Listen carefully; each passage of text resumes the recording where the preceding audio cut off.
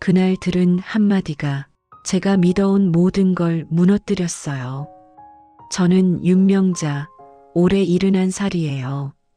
남편을 먼저 떠나보낸 지 벌써 5년째거든요. 서울 외곽 구축 아파트 어동 10층에서 혼자 살고 있어요. 오래된 복도형 아파트라서 베란다에 나가면 건너편 비동이 훤히 보여요.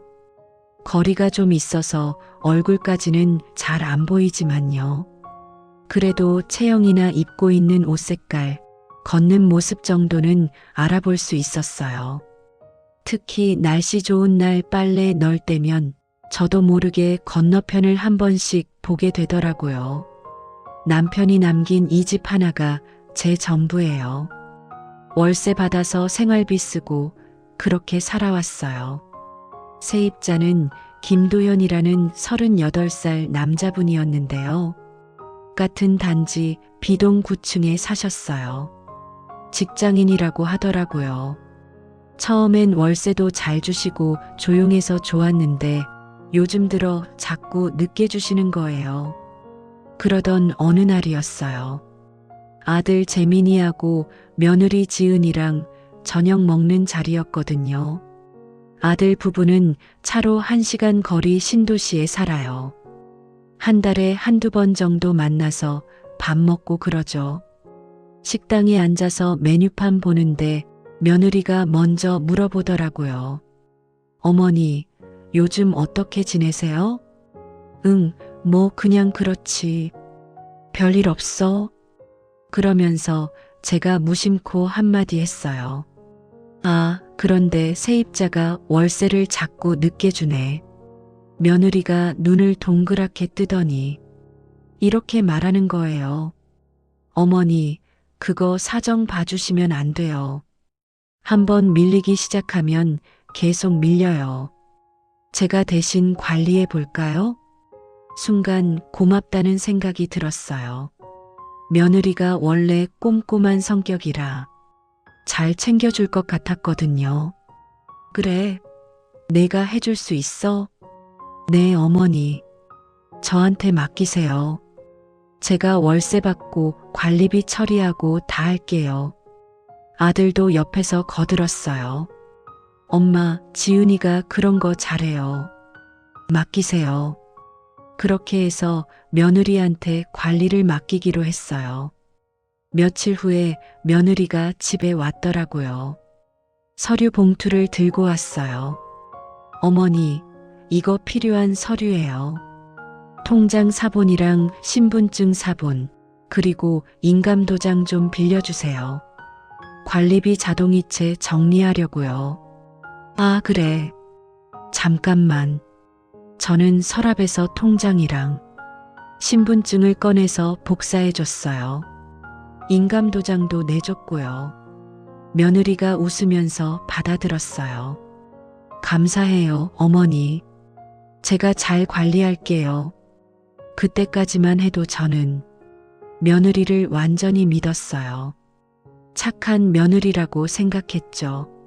며느리가 관리를 맡은 지 며칠 지났을 때였어요. 저는 늘 하던 대로 저녁 먹고 베란다에 나가서 바람 쐬고 있었거든요.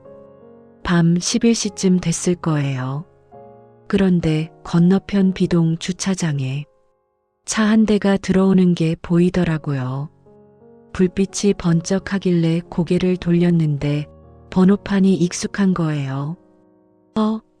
저 차. 자세히 보니까 우리 아들 차였어요. 정확히는 아들이 결혼 전에 타던 차인데 지금은 며느리가 타고 다니는 차였죠. 며느리 차네. 이 시간에 왜 여기 있지? 순간 이런 생각이 들었어요. 아, 세입자 집에 또 무슨 문제 생겼나 보네. 그래서 며느리가 왔나? 그때까지만 해도 그냥 관리 때문에 온 줄 알았어요. 지은이는 낮엔 회사가 바쁘다더니 퇴근하고 늦게 처리하나 보다 싶었거든요. 며느리가 전에 그랬어요. 세입자랑 통화로만 하면 안 돼요. 직접 가서 확인해야 해요. 그 말이 떠올랐죠. 그래서 납득하려고 했어요. 그런데 뭔가 이상했어요. 이 시간에 굳이 올 일인가 싶었거든요. 낮에 오면 되지 않나? 그래도 저는 그냥 넘어갔어요. 뭐, 며느리가 알아서 하겠지. 며칠이 지났어요. 그날은 날씨가 좋아서 빨래를 했거든요. 오전 10시쯤이었을 거예요. 베란다에 나가서 빨래를 널고 있는데 무심코 건너편 비동을 봤어요. 그런데 복도에 사람 2명이 걷고 있는 게 보이더라고요. 사람 그림자가 벽에 길게 늘어져서 더 또렷하게 보였거든요. 한 명은 남자였고 한 명은 여자였어요. 얼굴은 잘 안 보였지만 체형이랑 옷 색깔은 알아볼 수 있었죠. 여자 쪽을 보는데 뭔가 익숙한 느낌이 드는 거예요. 저 사람 누구지? 회색 가디건에 검은색 바지, 머리는 어깨까지 오는 단발. 저거 지은이 아닌가? 며느리였어요. 분명히 며느리 체형이었고 옷도 며느리가 자주 입던 스타일이었어요. 그런데 옆에 남자는 누구지? 두 사람이 나란히 걸어가더니 세입자 집 앞에서 멈췄어요. 남자가 문을 여는 게 보였어요. 그리고 두 사람이 함께 안으로 들어갔어요. 문이 닫혔죠. 이상했어요. 관리하러 가는 사람은 보통 문 앞에서 서류 꺼내고 전화라도 한번 하잖아요. 근데 그 둘은 망설임이 없었어요. 문을 열자마자 자연스럽게 들어갔거든요. 저는 빨래 집게를 든 채로 멍하니 서 있었어요. 뭐지?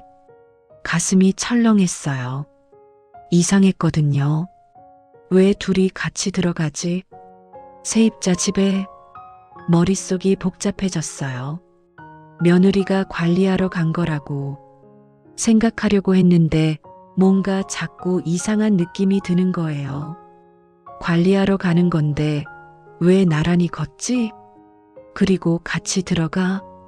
보통 관리하러 가면 먼저 가 있거나 문 앞에서 기다리다가 들어가잖아요. 그런데 두 사람이 복도에서부터 나란히 걸어가더니 함께 들어간 거예요. 마치 뭐랄까 익숙한 사이 같았어요. 저는 빨래를 다 널고 집 안으로 들어왔어요. 그런데 마음이 자꾸 불편했어요. 아니야, 그냥 관리 때문일 거야. 내가 너무 예민한가? 그렇게 스스로를 다독이려고 했는데 자꾸 밤에 봤던 차가 떠올랐어요. 밤 11시에 비동 주차장에 들어간 며느리 차. 저는 핸드폰을 꺼내서 며느리한테 문자를 보냈어요. 지은아, 비동 세입자 집은 요즘 괜찮니? 한참 후에 답장이 왔어요. 네 어머니, 별일 없어요. 제가 알아서 하고 있어요. 그 짧은 대답을 보는데 뭔가 더 이상했어요. 구체적인 얘기가 하나도 없더라고요. 고쳤어요. 확인했어요.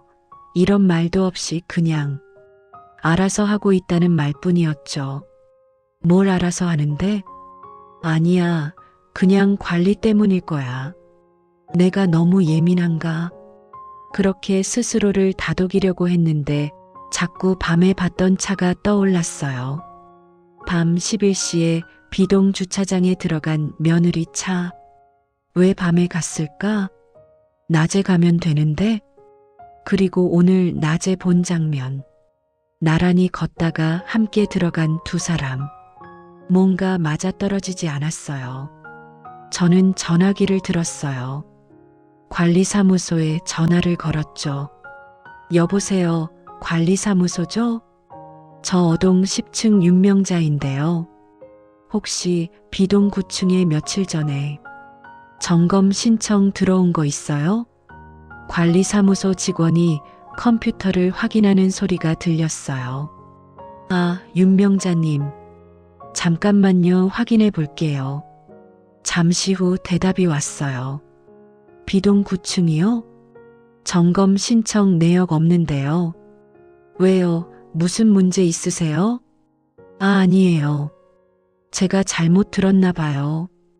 괜찮아요. 전화를 끊었어요. 점검 신청 내역이 없다고요? 그럼 며느리는 왜 거기 갔던 거예요? 저는 다시 생각해 봤어요. 며느리가 관리하러 간다고 했던 적이 있었나? 아니요. 며느리는 제게 따로 말하지 않았어요. 그냥 제가 차를 보고 사람을 보고 짐작한 것 뿐이었죠. 그럼 진짜로 관리 때문에 간 게 아니란 말이야? 머릿속이 하얘졌어요. 그럼 대체 왜 간 거죠? 세입자랑 무슨 관계길래 밤에 만나고 낮에도 만나고. 그 순간 제 머릿속에 한 가지 생각이 스쳤어요.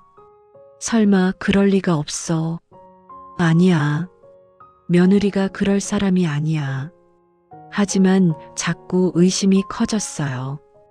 그날 밤 저는 잠을 제대로 이루지 못했어요. 천장만 바라보며 뒤척였죠. 아니야, 내가 너무 예민한 거야. 며느리는 착한 애야. 아들한테도 잘하고. 설마 그럴 리가 없어. 하지만 가슴 한구석이 무거웠어요. 며칠이 더 지났어요. 저는 베란다에 나갈 때마다 건너편 비동을 유심히 봤어요. 혹시 또 며느리 차가 오나, 혹시 또 사람이 보이나. 그러던 어느 날 저녁이었어요. 또 봤어요. 밤 11시 반쯤 며느리 차가 비동 주차장으로 들어가는 게 보였어요. 이번엔 확실했어요. 저는 베란다에서 한참을 서서 지켜봤어요. 시계를 계속 봤어요. 손이 떨리더라고요. 차가 주차장에 들어간 지 1시간쯤 지났을 때 차가 다시 나가더라고요. 1시간. 무슨 관리를 1시간 동안 하죠? 저는 그때 확신했어요. 이건 관리가 아니에요. 뭔가 다른 이유가 있는 거예요. 그리고 그 이유가 뭔지 저는 대충 짐작할 수 있었어요. 하지만 인정하고 싶지 않았어요. 제 아들의 아내가, 제 며느리가 그럴 리가 없다고 믿고 싶었거든요. 그날 밤 저는 또 잠을 설쳤어요. 머릿속이 복잡했어요. 확인해 봐야 하나? 아니면 그냥 모른 척 해야 하나? 하지만 모른 척 하기엔 이미 너무 많이 봐버렸어요. 베란다에서 본 차, 복도에서 본 두 사람, 관리사무소에 점검 내역 없음 대답, 그리고 밤 11시 반에 들어가서 1시간 있다 나온 차. 이 모든 게 우연일 수는 없었어요. 저는 결심했어요. 확인해 봐야겠다고. 정확히 뭐가 어떻게 돌아가는 건지 제 눈으로 똑똑히 봐야겠다고. 그래야 마음이 편할 것 같았어요. 그래서요. 다음 날 저는 서랍 깊숙한 곳을 열었어요. 예전에 아들이 준 그 열쇠를 찾으려고요. 다음 날 아침 저는 서랍을 열었어요. 거실 장롱 맨 아래 칸, 잡동사니가 쌓여있는 그 서랍이요. 손을 넣어서 이것저것 뒤적이다가 작은 열쇠 하나를 찾아냈어요. 아들 차 여분 키였어요. 몇 년 전 일이 떠올랐어요. 아들이 결혼하기 전이었죠. 어느 날 아들이 이 열쇠를 제게 주면서 그랬어요. 엄마, 이거 여분 키예요. 혹시 엄마 차 고장 나거나 그러면 제 차 필요하면 타세요. 그때는 고맙다고 받아놨는데 한 번도 쓴 적이 없었어요. 그냥 서랍 깊은 곳에 넣어두고 잊고 살았죠. 그런데 지금 이 열쇠가 필요했어요. 저는 열쇠를 꼭 쥐었어요. 손바닥에 땀이 났어요. 이걸 써도 되는 건가? 잠깐 망설였어요. 하지만 이미 마음은 정해졌어요. 확인해야 했거든요. 그날 저녁 저는 집을 나섰어요. 베란다에서 우연히 봤거든요.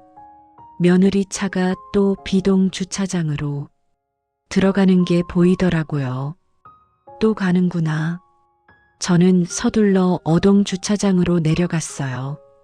며느리가 아직 비동에 있을 시간이었죠. 주차장은 조용했어요. 형광등 불빛만 하얗게 켜져 있었죠. 저는 천천히 걸어가서 차 앞에 섰어요. 검은색 중형 세단. 아들이 결혼 전에 타던 차. 지금은 며느리가 타고 다니는 차. 저는 열쇠를 꺼내서 문을 열었어요. 찰칵. 문이 열렸어요. 운전석에 앉았어요. 핸들을 잡으니까 손이 떨렸어요. 뭘 찾는 거지, 나는? 블랙박스였어요. 며느리가 비동에 갔던 그날, 혹시 블랙박스에 뭔가 찍혀 있지 않을까 싶었어요. 저는 블랙박스 화면을 켰어요. 버튼을 눌러서 저장된 영상을 찾았어요. 날짜를 거슬러 올라갔어요. 며느리가 밤늦게 비동에 갔던 그날. 있다. 영상이 나왔어요. 밤 11시 43분. 주차장 진입. 화면에 불빛이 비추고 차가 천천히 들어가는 게 보였어요. 비동 주차장이었어요. 차가 멈췄어요. 그리고 한참 동안 아무 일도 일어나지 않았어요. 저는 영상을 계속 돌렸어요. 약 1시간쯤 지났을 때 차 문이 열렸어요. 두 사람이 보였어요. 어둠 속이라 얼굴은 잘 안 보였지만 두 사람이 함께 엘리베이터 쪽으로 걸어가는 게 보였어요. 그리고 영상이 끝났어요. 저는 숨을 크게 들이쉬었어요. 영상만으로는 딱 잘라 말할 수 없었어요. 어둠 속이었고 얼굴도 잘 안 보였으니까요. 확실히 하려면 그때 생각났어요. 블랙박스에 음성 녹음 기능이 있다는 걸요. 저는 음성 파일을 찾아서 재생했어요. 처음엔 차 소리만 들렸어요. 엔진 소리, 문 닫는 소리. 그러다가 목소리가 들렸어요. 남자 목소리였어요. 미안해. 이제 그만하자. 며느리 목소리가 떨리더라고요. 갑자기 왜 이래? 무슨 일 있어? 남자가 한숨 쉬는 소리가 들렸어요. 나 다른 사람 만나기로 했어. 그리고 솔직히 이렇게 몰래 만나는 것도 부담스러워. 지은 씨 유부녀잖아. 며느리 목소리가 급해졌어요. 우리 잘 지내고 있었잖아. 조금만 더 생각해봐. 이미 결정했어. 미안해. 진심이야. 며느리가 다급하게 말했어요. 제발 한 번만 더 기회를. 남자가 말을 끊었어요. 그만해, 지은 씨. 이제 끝이야. 나 내려야 돼. 차 문 열리는 소리, 발소리, 문 닫히는 소리. 대화가 끝났어요. 차 문 열리는 소리, 발소리, 문 닫히는 소리. 대화가 끝났어요. 저는 그 자리에서 멍하니 앉아 있었어요. 귀가 멍멍했어요. 음성을 듣는 순간 확신했죠. 진짜였구나. 불륜이었어요. 머릿속이 하얘졌어요. 며느리가 세입자와 제 아들의 아내가 속에서 천불이 올라왔어요. 하지만 소리 지를 수도 없었어요. 주차장 한가운데였으니까요. 저는 블랙박스를 껐어요. 차에서 내렸어요. 집으로 돌아오는 길, 다리가 후들거렸어요. 집에 들어와서 소파에 주저앉았어요. 이제 어떡하지? 아들한테 말해야 하나? 하지만 뭐라고 말하죠? 내 아내가 세입자랑 바람났어? 증거가 있긴 했어요. 블랙박스 속 음성과 영상.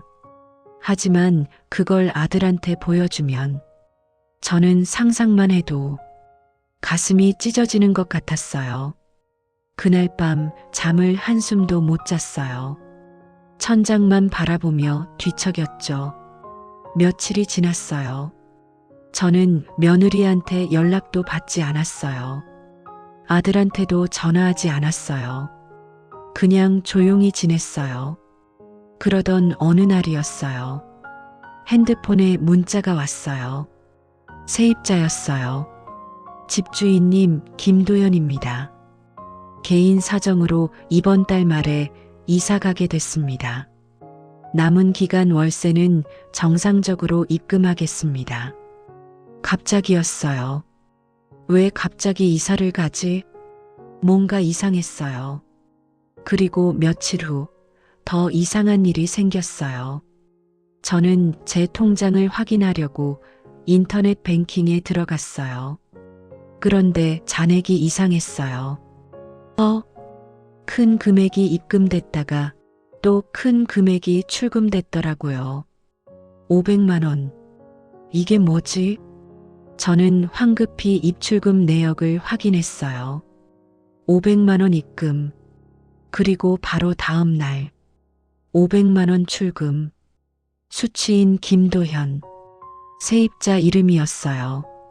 저는 심장이 쿵 내려앉는 것 같았어요. 내 통장에서 세입자한테 500만 원이? 내가 보낸 적도 없는데? 손이 떨렸어요. 이게 대체 무슨 일이지? 머릿속이 복잡했어요. 며느리가 관리한다고 통장이랑 인감도장을 가져갔어요. 그리고 얼마 후 세입자한테 500만 원이 들어갔어요. 이건 우연이 아니었어요. 며느리가 한 거야? 뭔가 무서운 생각이 들었어요. 내 통장에서 세입자한테 500만 원이? 왜? 머릿속이 복잡했어요. 그때 퍼즐 조각들이 맞춰지기 시작했어요. 불륜, 이별 통보, 세입자 이사, 500만 원. 혹시 며느리가 월세 정산으로 준 돈인가? 잠깐 그렇게 생각하려고 했어요. 하지만 이상했어요. 500만 원은 너무 큰 금액이었거든요. 월세도 아니고 관리비도 아니고. 그럼 대체 뭐지? 그리고 입금된 500만 원. 이건 또 어디서 온 돈이에요? 저는 통장 내역을 계속 들여다봤어요. 왜 세입자한테 500만 원을? 블랙박스에서 들었던 대화가 떠올랐어요. 이제 끝이야. 그리고 갑자기 이사를 간다는 세입자. 대체 뭐지? 며느리가 어디선가 500만 원을 만들어서 세입자한테 준 건 확실했어요. 하지만 왜인지는 알 수가 없었어요. 저는 소파에 주저앉았어요. 온몸이 떨렸어요. 이럴 수가.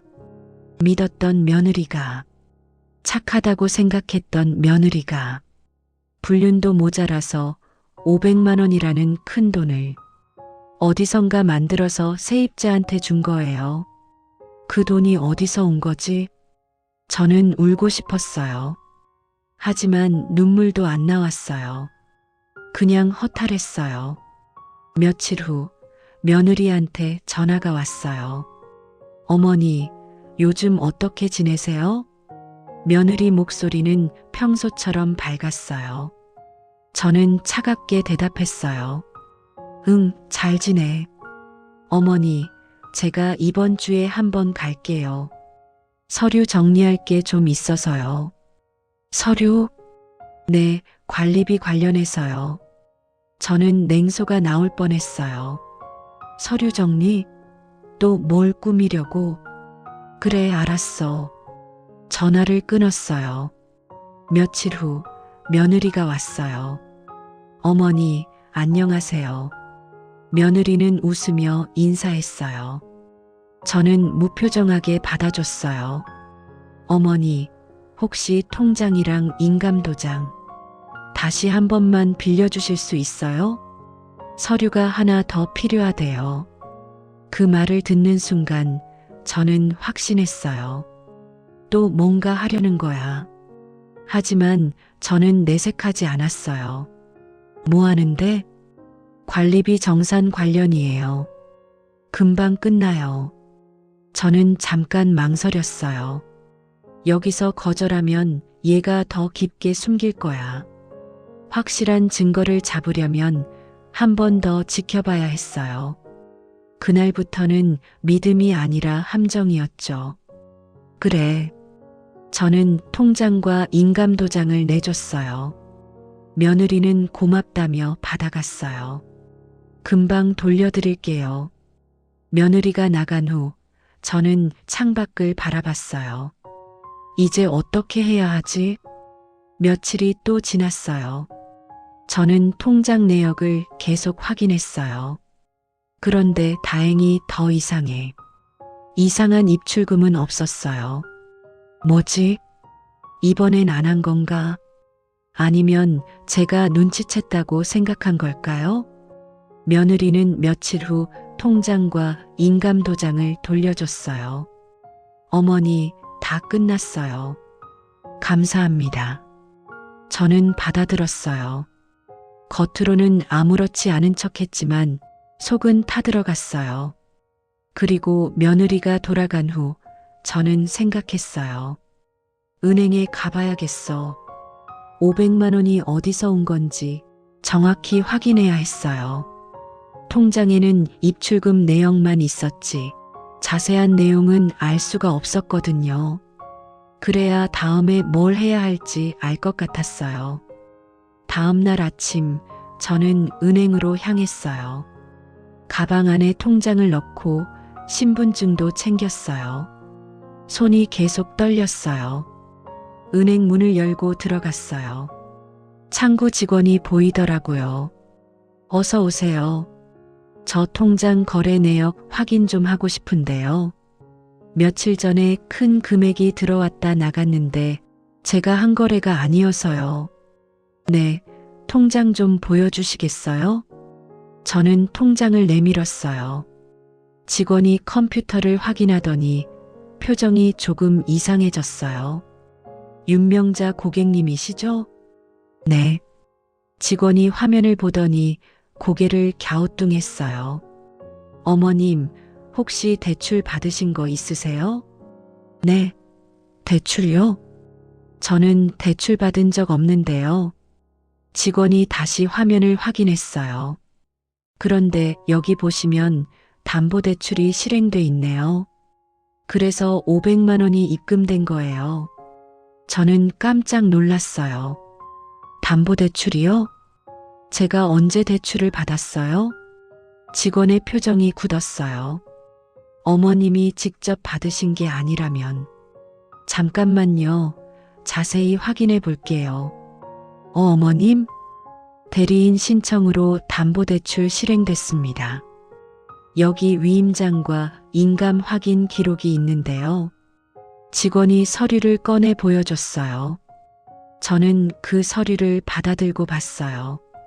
위임장, 인감날인, 대리인 서지은, 며느리 이름이었어요. 그리고 제 서명이라고 적힌 곳. 저는 그 서명을 보는 순간 온몸이 얼어붙는 것 같았어요. 이건 내 서명이 아니야. 비슷하게 흉내낸 것 같았지만 제가 쓴 게 아니었어요. 이거 제가 서명한 게 아닌데요. 직원이 당황한 표정을 지었어요. 네, 그러시면 어머님께서 대출 받으신 걸 모르셨다는 말씀이신가요? 네, 저는 은행에 온 적도 없고 전화 한 통 받은 적도 없어요. 직원이 얼굴이 하얘지더니 급히 다른 직원을 불렀어요. 과장님, 잠깐만 와보세요. 중년 남자 직원이 왔어요. 박성호라는 이름표를 달고 있었어요. 무슨 일이신가요? 이 고객님이 본인 확인이 안 됐다고 하시는데요. 박성호 과장이 서류를 보더니 저를 바라봤어요. 어머님, 혹시 대출 관련 내용을 아예 모르시나요? 네, 저는 몰라요. 며느리가 제 이름으로 대출을 받은 것 같은데요. 박성우 과장의 얼굴이 굳었어요. 그러시면 이건 심각한 문제입니다. 여기 보시면 어머님이 직접 오셔야 하는 절차인데 대리인 위임으로 처리돼 있어요. 통화 녹취나 영상 확인은 없고 서류로만 진행된 거니라. 지금 말씀하신 게 사실이면 과장이 서류를 다시 확인했어요. 대리인 본인 확인 서류가 제출돼 있고요. 어머님 명의 인감증명서가 첨부돼 있습니다. 근데 어머님이 직접 안 오셨다면 이건 위조 가능성이 있어요. 위조요? 네. 대리인이 위임장을 위조해서 대출을 받은 거라면 이건 사문서 위조이자 사기예요. 저는 그 말을 듣고 가슴이 철렁 내려앉았어요. 사문서 위조 사기. 며느리가 범죄를 저지른 거였어요. 박성우 과장이 말했어요. 일단 경찰에 신고하셔야 할 것 같습니다. 저희도 내부조사 들어가겠습니다. 네, 알겠습니다. 저는 은행을 나왔어요. 다리가 후들거렸어요. 집으로 돌아오는 길, 머릿속이 복잡했어요. 이제 어떡하지? 경찰에 신고해야 하나? 하지만 신고하면 며느리는, 아들은, 생각만 해도 가슴이 찢어지는 것 같았어요. 집에 도착해서 소파에 앉았어요. 머릿속이 복잡했어요. 아들에게 말하면 아들이 무너질 텐데. 하지만 동시에 분노가 올라왔어요. 그래도 내 이름으로 대출까지 받은 건 선을 넘은 거야. 며느리가 불륜을 저질렀어요. 그것도 모자라서 제 명의를 도용했어요. 범죄를 저지른 거였죠. 내가 모른 척하면 다음엔 더 큰 대출이 날지도 몰라. 저는 결심했어요. 이건 더는 덮을 수 없는 일이었어요. 그때 초인종이 울렸어요. 누구지? 문을 열었어요. 우체부였어요. 등기 우편이요. 아, 네.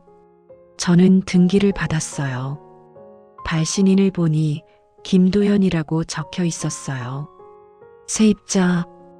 왜 세입자가 나한테 등기를 보내? 저는 봉투를 뜯었어요. 안에 USB가 하나 들어 있었어요. 그리고 출력된 사진 몇 장, 문자 캡처 화면, 계좌 이체네요. 저는 손이 떨리는 걸 느꼈어요.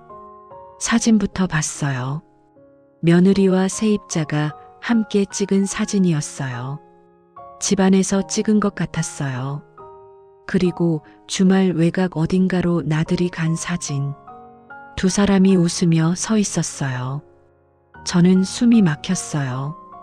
그 다음 며느리와 세입자가 나눈 문자 캡처를 봤어요. 1천만 원 주면 조용히 나가겠다. 지금 당장 1천은 없어. 500 먼저 줄게. 나머지 500은 언제 줄 건데? 조금만 기다려줘. 곧 마련할게. 3개월 안에 안 주면 전부 폭로한다. 알았어. 꼭 줄게. 제발 조용히 있어줘. 저는 그 문자를 읽으면서 온몸이 떨렸어요. 1천만 원. 500만 원은 이미 줬어요. 그런데 나머지 500만 원은 끝내 안 준 거예요. 세입자는 속았다고 생각했겠죠. 500만 원만 받고 이사 나갔는데 약속한 나머지 돈은 안 들어오고, 그래서 이렇게 증거를 저한테 보낸 거였어요. 복수였죠. 이사 갈 때 500은 받았지만 이사 간 다음에도 남은 500이 끝내 안 들어오자 저한테 던진 거였어요. 집주인인 저한테 이 증거를 보내면 며느리가 끝장난다는 걸 알았던 거겠죠. 저는 계좌 이체 내역도 봤어요. 500만 원. 수취인 김도현. 제 명의로 받은 대출금이 세입자 계좌로 들어간 증거였어요. 저는 USB를 컴퓨터에 꽂았어요. 안에는 더 많은 사진과 문자 캡처, 그리고 통화 녹음까지 있었어요. 모든 게 다 담겨 있었어요. 며느리와 세입자의 불륜, 협박, 동거래.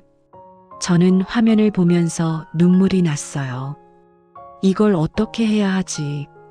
며칠 동안 저는 아무것도 할 수 없었어요. 그냥 집에 앉아서 멍하니 있었죠. 하지만 결심은 섰어요. 이제는 숨길 수 없었어요. 저는 제가 모은 증거들을 정리했어요. 베란다에서 목격한 날짜 기록, 블랙박스 영상 파일, 블랙박스 음성 녹음 파일, 관리사무소 점검 내역 부재 확인, 통장 입출금 내역, 은행에서 받아온 담보대출 위조 서류 사본, 그리고 세입자가 보낸 등기 자료, 문자 캡처 사진들, 계좌 이체 내역까지 다 모았어요. 이 정도면 충분했어요. 저는 아들한테 전화를 걸었어요. 재민아, 엄마야. 엄마, 왜요? 엄마 집에 좀 와줄래? 지은이랑 같이. 왜요? 무슨 일 있어요? 그냥 할 얘기가 있어서. 알겠어요. 주말에 갈게요. 주말이 됐어요. 아들과 며느리가 왔어요. 어머니, 안녕하세요. 며느리는 평소처럼 밝게 웃었어요. 저는 표정 없이 그들을 맞았어요. 앉아. 두 사람이 소파에 앉았어요. 아들이 물었어요. 엄마, 무슨 일이에요? 저는 테이블 위에 노트북을 올려놓았어요. 먼저 말했어요. 지은이가 세입자 관리한다고 할 때 관리사무소에 점검 신청 내역이 없었어. 거짓말로 시작한 거지. 아들이 당황한 표정을 지었어요. 저는 블랙박스 영상을 재생했어요. 화면에 밤 11시 43분, 비동 주차장, 며느리 차, 일시간 체류, 두 사람이 함께 엘리베이터로 걸어가는 모습. 아들의 얼굴이 굳었어요. 이게 뭐예요? 저는 대답 대신 음성 파일을 재생했어요. 이제 그만하자. 나 다른 사람 생겼다. 갑자기 왜 그래? 미안해. 이제 끝이야. 아들이 며느리를 돌아봤어요. 지은아, 이게 뭐야? 며느리는 아무 말도 하지 않았어요. 얼굴이 새하얘졌죠. 저는 등기로 받은 자료를 꺼냈어요. 문자 캡처부터 보여줬어요. 1천만 원 주면 조용히 나가겠다. 지금 당장 1천은 없어. 500 먼저 줄게. 나머지 500은 언제 줄 건데? 조금만 기다려줘. 곧 마련할게. 아들이 문자를 읽더니 며느리를 봤어요. 협박 돈? 지은아, 이게 대체 무슨 짓이야? 며느리는 고개를 숙였어요. 저는 통장 내역을 보여줬어요. 대출이 잡혔다고 표시된 날, 500만 원 입금, 그리고 바로 다음 날, 500만 원 출금, 수취인 김도현. 내 명의로 대출을 받아서 이 남자한테 500만 원을 준 거야. 아들이 손이 떨렸어요. 저는 마지막으로 은행 서류를 꺼냈어요. 위임장, 인감날인, 제 서명을 흉내낸 서류. 이건 은행에서 받아온 거야. 위조 서류지. 은행도 확인했어. 내가 직접 간 적도 전화 받은 적도 없는데 지은이가 대리인으로 서류를 만들어서 내 이름으로 대출을 받은 거야. 그리고 사진들도 보여줬어요. 며느리와 세입자가 함께 찍은 사진. 집안, 외곽 나들이. 아들이 그 모든 걸 보더니 무너졌어요. 엄마, 이게 무슨... 말을 잇지 못했어요. 며느리는 계속 고개를 숙이고 있었어요. 저는 차분하게 말했어요. 지은아, 너는 나를 속였어. 불륜도 모자라서 내 명의로 대출까지 받아서 그 남자한테 돈을 줬지. 며느리가 떨리는 목소리로 말했어요. 어머니, 죄송해요. 사과로 끝날 일이 아니야. 너는 사문서 위조를 했어. 사기도 쳤고 아들이 며느리를 봤어요. 지은아, 정말 이게 사실이야? 며느리는 고개를 끄덕였어요. 아들이 주저앉았어요. 저는 말했어요. 나는 경찰에 신고할 거야. 사문서 위조, 사기, 금융범죄. 며느리가 고개를 들었어요. 어머니, 제발, 제발, 너는 나한테 제발이라고 할 자격 없어. 저는 아들을 봤어요. 재민아, 이혼 준비해. 이 사람하고는 더 이상 같이 살 수 없어. 아들은 아무 말도 하지 못했어요. 며느리는 울기 시작했어요. 하지만 저는 더 이상 동정하지 않았어요. 며칠 후, 저는 경찰서에 갔어요. 고소장을 제출했어요. 사문서 위조, 사기, 금융범죄. 경찰이 조사를 시작했어요. 며느리는 조사를 받았어요. 모든 증거가 명확했어요. 아들은 이혼 절차를 밟았어요. 저는 은행과 협의해서 담보대출 피해 절차를 밟았어요. 은행이 거래 정지 및 피해 조사에 들어갔고 수사 진행과 함께 대출 효력이 정리됐어요. 제가 갚는 게 아니라 사기로 인정받는 절차를 밟게 된 거였죠. 몇 달이 지났어요. 이혼이 성립됐어요. 며느리는 징역 1년 6개월에 집행유예 3년을 선고받았어요. 사회봉사 명령도 함께 나왔고 금융거래 제한까지 걸렸죠. 저는 혼자 집에 앉아 있었어요. 창밖을 보니 건너편 비동이 보였어요. 이제는 세입자도 없고 며느리도 없었어요. 아들은 가끔 연락을 했지만 예전처럼 자주 오지는 않았어요. 저는 괜찮았어요. 혼자서도 살 수 있었으니까요. 저는 창밖을 보면서 중얼거렸어요. 이 집은 내가 지켰어요. 그리고 내 자리도요.